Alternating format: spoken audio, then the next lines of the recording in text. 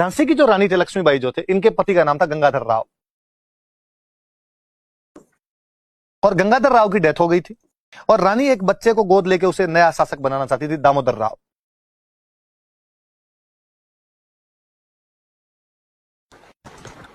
लेकिन डलहौजी ने मना कर दिया, वो 53 में झांसी का विलय कर लेता है।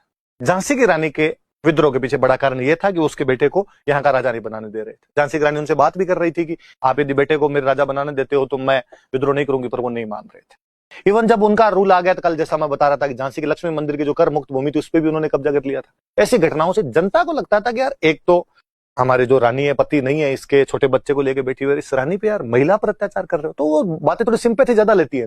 बेगम हजरत महल में और झांसी की रानी वाले में एक बड़ी कारण था कि लोगों को लगता था यार इनके पति को तो या तो डेथ हो गई या आपने गिरफ्तार कर लिया, आप महिला के साथ आप अत्याचार कर रहे हो, तो लोगों की सिंपैथी ज्यादा जुड़ रही थी इस वजह से उनके साथ में। और छोटे बच्चे, दामोदर राव छोटा बच्चा है, उसको आप राजा नहीं बनाने दे रहे। फिर अंग्रेजों के जो बाकी कारनामे सामने आने लगे झांसी के अंदर, तो जनता का जुड़ाव झांसी की रानी के साथ में और होता चला गया। पहले वो झांसी पे कब्जा करते हैं, अंग्रेजों के जो अधिकारी थे उनको मारते हैं, पर झांसी पे तो अंग्रेज बहुत जल्दी कब्जा कर लेते हैं। तो रानी यहां से निकलती, रानी जाती ग्वालियर। सिंधिया, शिवाजीराव सिंधिया वहां पर राजा हुआ करते थे।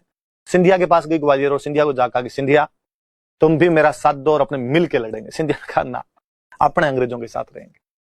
तो सिंधिया तो अंग्रेजों के पास में चले गए। कैनिंग कहता है, गवर्नर जनरल था कैनिंग 57 में, कि उस दिन सिंधिया यदि क्रांति में शामिल हो जाता तो हमें बोरिया बिस्तर बांधने पड़ जाते। सिंधिया उस दिन झांसी की रानी के साथ नहीं गया, हमारे साथ रहा था, वेल डन, शाबाश। और ग्वालियर पे झांसी की रानी कब्जा कर लेती। लेकिन फिर अंग्रेजों की एक बड़ी फौज आई, ग्वालियर नहीं बचा पाए, झांसी की रानी खुद लड़ती है वहां ग्वालियर के अंदर, लड़ती हुई झांसी की रानी मारी जाती है वहां पे, युद्ध में लड़ते हुए मारी गई थी। हीरोज कहता है कि भारतीय क्रांतिकारियों में एकमात्र मर्द है, क्योंकि मर्दों की भांति खुद लड़ने के लिए आ गई थी यूं, तो वो झांसी की रानी, ऐसा हीरोज ने कहा था। देखो